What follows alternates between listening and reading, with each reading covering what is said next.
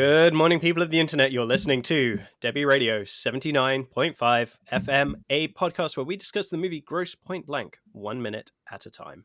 I'm Dev. I'm Hugh, and on today's show, we're going to be looking at minute 75. So we're still at the reunion ball, but Martin has encountered old friend Tracy, played by KK Dodds, and they are having a very brief but very pointed heart-to-heart about life.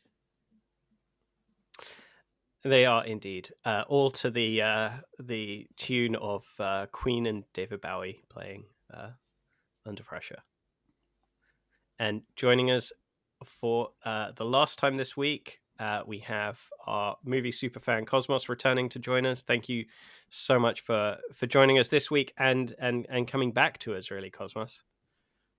Thank you so much for having me back, and I think I'm going to do a super clip of you guys mentioning my name and telling me how great I am, and going to wake up to that because you are the best. So thank you so much for having me back, obviously. So thank you guys. You're very welcome. You're very welcome. That's a brilliant idea. Yeah, let's just cheer ourselves on, right? I love that. I love that. There we go. Terrific. So, Cosmos, when we're looking at this particular minute here, right, does this remind you of anything from any other films? The bit where Tracy says, "Oh, I need to go do something. Can you look after the baby?" Does that remind you of anything? Oh, yeah, it should probably, if you say it like that. I thought it, yeah, because I've got one film in mind, which came out a few years later, but I think there's definitely like a thing, a mood there. I mean, I hope it's not this one, because we had last time we had something with Rio Bravo. Yeah, it's not Ghost Dog, but it's that type of film. It's about hitmen. Okay. It's about hitmen from that. So I'm thinking of Way of the Gun. Yeah, I have to rewatch that. Yeah, great. Yeah. Do you remember the end? The shootout, Yeah. Okay. So the whole thing, for people who haven't seen it, this is an early film by Christopher McQuarrie, now famous for writing and directing the most recent Mission Impossibles with Tom Cruise. McQuarrie at the time, indie writer. His brother is a Navy SEAL, so he was very interested in doing action scenes that were realistic and trying to bring a sense of realism while still having some style. He wrote The Usual Suspects, and then he got a chance to direct his own script, which was Way of the Gun, which was a small crime film. It had Ryan Felipe and Benicio del Toro and Juliette Lewis, and it was very much a kind of it was both neo-noir in the Grosse Pointe Blank sense. I mean, it comes out 3 years later, but it was also trying to be an anti-noir, right? The lead characters in it never do anything that you would expect a good guy to do. They're the kind of people who will hit or shoot first if it gives them the advantage. But the thing that makes it resemble this film, this moment, is that there is a point that the whole film revolves around a rich woman who has a surrogate to take her child, and the fact that they have to as two sort of guns for hire, they end up protecting the surrogate because the surrogate has decided she wants to keep the kid, and so the whole thing descends into a kind of Baja California, North Mexico, possibly Mexico, kind of stuck in a small hotel or shootout kind of thing with people coming to get the girl in order to get the baby. Like the girl they don't care about. They're there for the baby. The rich guys have paid. These two are trying to defend her.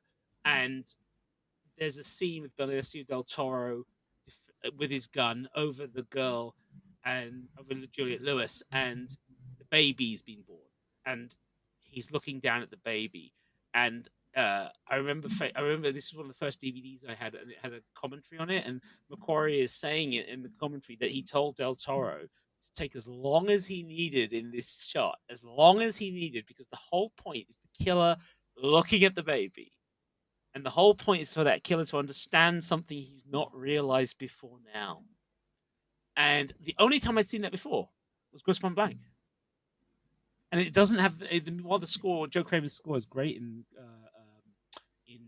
Way of the Gun, it's nothing like this. Under Pressure, the timing and the use of Under Pressure in this is superlative.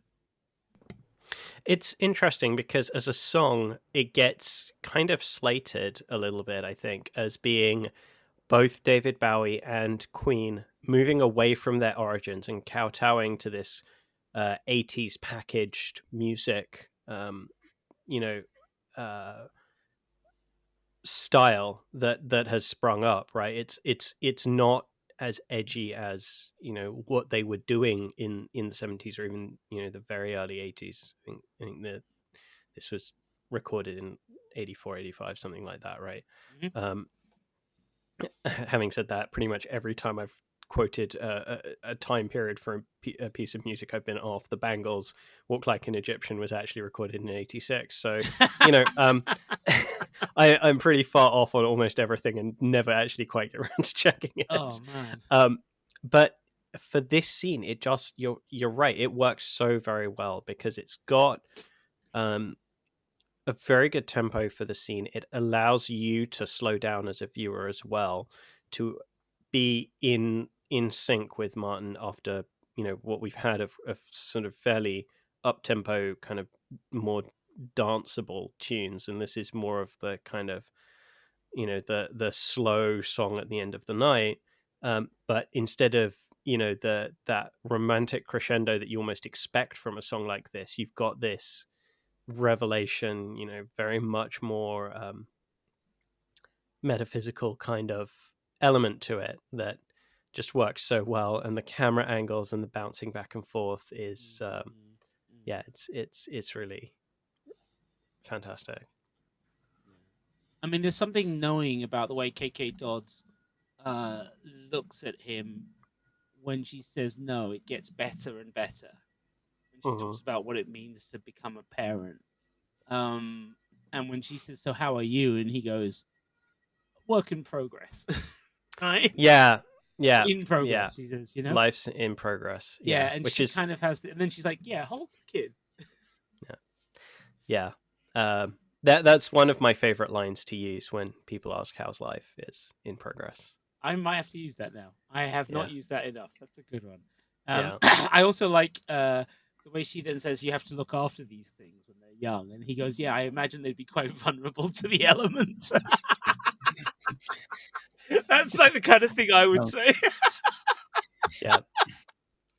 I mean, speaking as three childless men on a podcast, I mean, it's kind of perfect because we're all in Martin's Yes. shoes in this moment, right? Yeah. Like, Yeah. I think we, ultimately may end up in kind of a different mentality coming out of this than Martin does, but it's I find the camera work really interesting here because the angles make it pretty clear that John Cusack is actually looking directly at camera, right? I don't think there's any baby there when the Martin's shots are being filmed. For Robbie, from what I understand, from what I've read on other recordings, Robbie's obviously not really looking at John Cusack in Robbie's shots. Robbie's looking at so Robbie is played by pair of twin girls, Zoe and Caitlin Rosen, who did a few films as babies, and they're this switches between them, and I've never been able to tell which one is which. I know that when they rewatch the film, they know exactly who is who in Oh, different really? scenes. Yes. Wow. So brief tangent. If you are interested in knowing more about the Rosen twins, maybe not memories, but the filming experience for them and for their mother, kind of via their narrating of it. The other Grosse Pointe Blank Minute podcast that was started and tragically has not been finished does actually have an interview with the Rosen sisters. And it's a very, very good insight into the filming of Grosse Pointe Blank and some anecdotes around that. I recommend it. I will try and remember to actually link to it in this episode. I know I've mentioned it before, and I think I've forgotten to link it in those previous mentions as well, and I should try and fix that. It was a very promising podcast. We've tried to reach out to the creators. I think it's gone now. But hopefully one day they come back and revive it. I'd love to hear more from their take on the thing. But they do have an interview, which was the last episode they put out before they kind of took a hiatus that seems to have gone on a little longer than originally intended. So, but so the Rosen twins, when they're doing their camera shots, are obviously looking at their mother, who's kind of keeping them entertained, and you can see the slight camera angle shift. But there's one cut where it's a side-on view of John Cusack, of Martin, which I think is where, and you don't actually see Robbie in the shot, but I think it is actually with Robbie in his hands, where it really is just so expressive and so real. It's about minute 47, 48 if you're wanting to catch it yourself. Actually, it lasts a few seconds, so 45 through to 48, and that is the shot that I really feel like it. That's the one where it's such a true view from Martin or from John Cusack of what we're trying to express here about his kind of engagement with this life that has been brought into the world. So one thing I think is interesting about the home video version, is that after Tracy's handed the baby over and she said, "I'm going to go get the bottle out," the subtitles say "pop song continues," and then in a break from most of the rest of the film, they start subtitling the lyrics to the song. Interesting. As Martin and the baby look into each other's eyes without dialogue. Yeah, and I'd forgotten that. Yeah.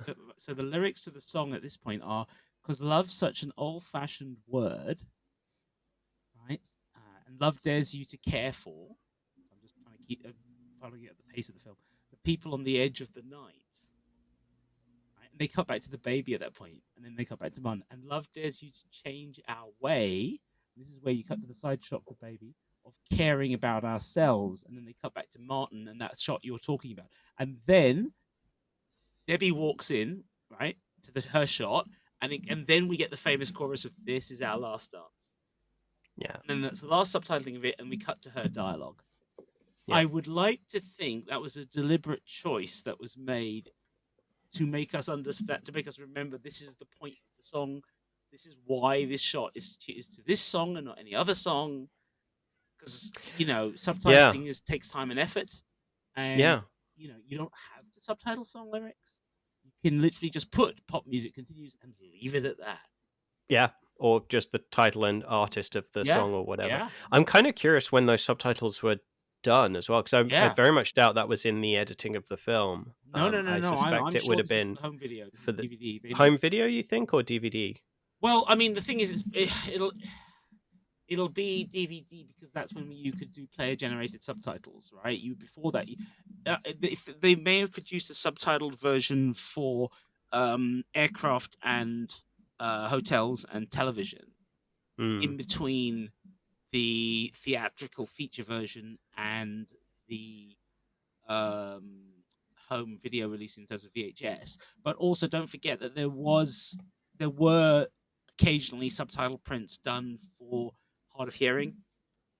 Yeah, go to the right. cinema. So but I can see. I mean, I can tell from having worked in DVD, the ones we're looking at are digitally produced subtitles, but the actual subtitling process itself may have been done for the theatrical release for a handful of hard of hearing prints.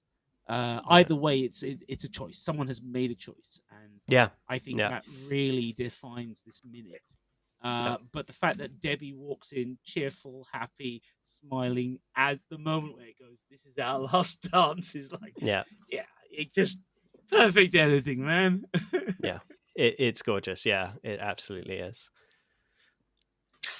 I do wonder what the scene would feel like if they would have used the Vanilla Ice version, Ice Baby, because you have the baby, and then You just, I'm sorry. I was just thinking it's the same. Maybe we should do that, just to check how it works. Oh no! No, okay. No, It's you can Kosmos do and it. Hugh. If you want to do it, Cosmos, and re-edit it. Oh yeah, fine. maybe yeah. Comedy version. A musical version of MST3K. There we go. Yeah. It's just such a ludicrous. Yeah, I I mean, love it's it. a baby, right? Yeah. No, No. I can totally see a different version of the scene, but like Yeah. at that point, you'd wonder what Martin was looking at, right? yeah, that's true. I mean, one of my other cinematic obsessions is Daria, right? Which Oh yes, has similar and same time period. it's same time period. Again, hugely influential for me in my childhood, Yep. watching Daria.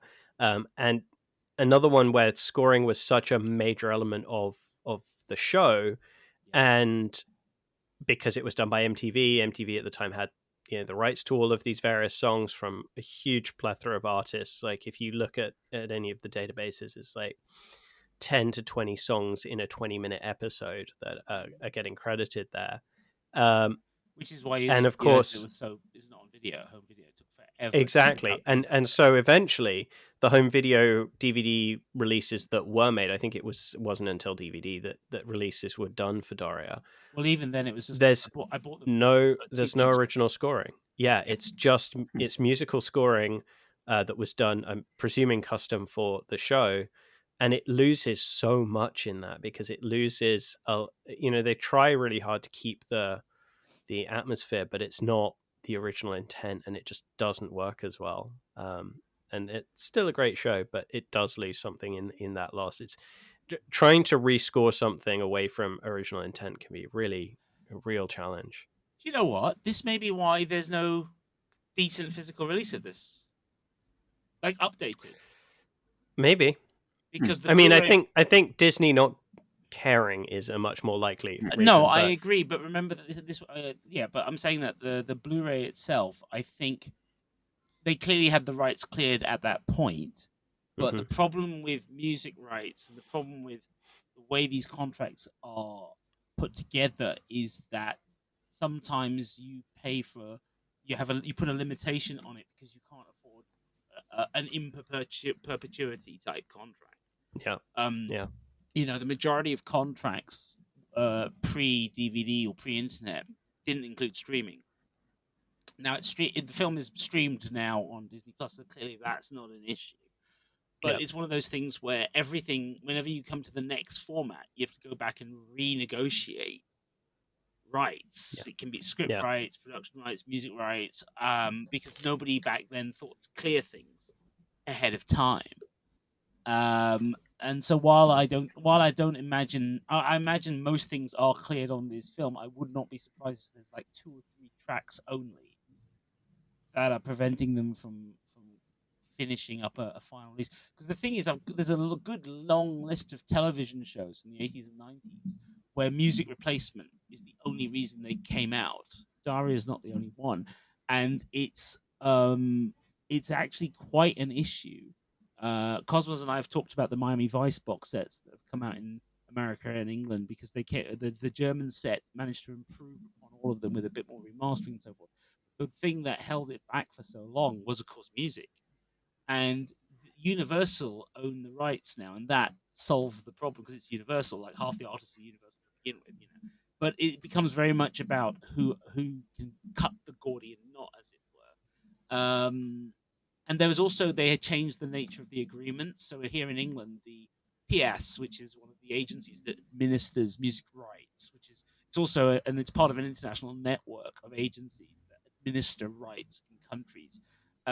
So if you want to release a DVD in England and you want to have a song on it, that you let them know, and they let the network know, and then that way, whichever country the artist is in, the artist can then collect their however many pennies a disc it is, right? And so, it's one of those things that a lot of people don't stop and don't realize how many films and television shows are held back from release because of this, or can't stream because of this. Daria, absolutely, it's not the same. The finale of the first Wise Guy series, they take out Knights in White Satin, and it's not the same. And there's an entire chunk of season 4, which was set in the rock business. They had to just cut all 4 episodes, all 6 episodes, or whatever it was. And then the list goes on, and it's just Miami Vice finally cut the knot and got through. A handful of other shows have finally made it through, but almost all of those are from Universal. I think a couple of shows have come out through Sony, but that's it. Everything else will never come out until somebody fixes that issue. And when I worked at Network, that was a huge part of what we did, working with 60s, 50s, 60s, 70s, 80s television as we did, and 90s television from ITV's archive. We had one guy full-time on rights clearance. That was his job. And as he told me once, the longest period we went from acquiring a license to releasing the DVD of it, because of how long it took to find the right people who were still alive, find the estates, find the rights holders, was 7 years. That's the longest one we ever did. While I was there, I was only there 2 years, and at least 2 of the titles I worked on had been worked on for 4 years before we could get the final sign-offs and release. So it's a big deal. Yeah, 4 years is a long time for especially considering the amount of money that's being tied up whilst you're waiting on all of that. But that's nothing on The Killer and Hard Boiled, right? I mean, the John Woo movies. I think that's like nightmare. That 20 plus years, 30 years. Yeah, I have no idea. 30 years. Well, 20 years if you count the Blu-ray thing, whatever. Yeah, that's worse because that's not even about the music. That's because the company that made it, all of its assets, it went under. All of its assets were bought out by, I believe, it's a real estate company, and they're just sitting on it. They just acquired it. Part of a bundle. I mean, someone. Yeah, I don't know. I have no idea why they don't just sell it. I mean, but anyway. Well, according to John Woo, Frank Jang, and a bunch of others online, it has everything to do with the fact that this company don't care. They acquired a bunch of assets, and they're wealthy enough that they don't care to make any money off it, which is nuts. But it's ludicrous, but this is the nature of things in terms of legal rights. You can end up, whenever a company goes under, what happens to those rights can be an absolute mess. And I've been through 3 closures and or post bankruptcies in the DVD business, and the mess. I mean, our mutual friend James Kosmas, who works over at Arrow Films, right?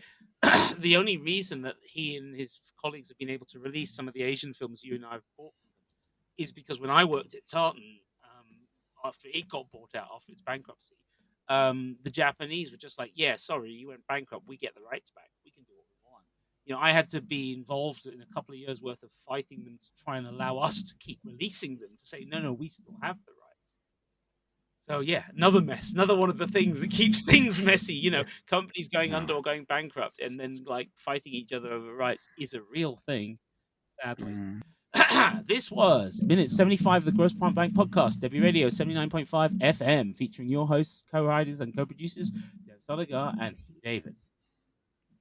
Today's guest, as he has been all this week, and we are so grateful to have back once again, Kosmas, film reviewer extraordinaire.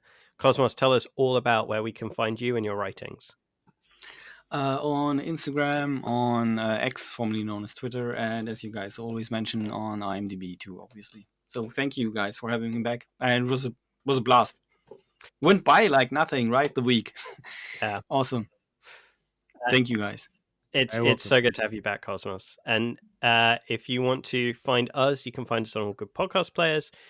We also have a video version of it up on YouTube, as well as presence on X and Spotify at Debi Radio. We're also now on Apple Podcasts. That was fun getting on that one, but it should be up there. All of our episodes are also up on those. And you can find out more on our website as well, which is debiradio.com. And for each and every one of those, Debi is spelled DEBI. And finally, if you want to come and talk with us, find us at the Facebook listeners group, Debi Radio 79.5 FM fan club.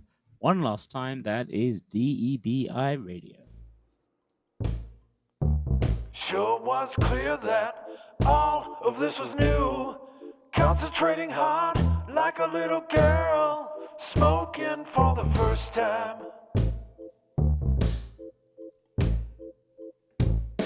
It wasn't a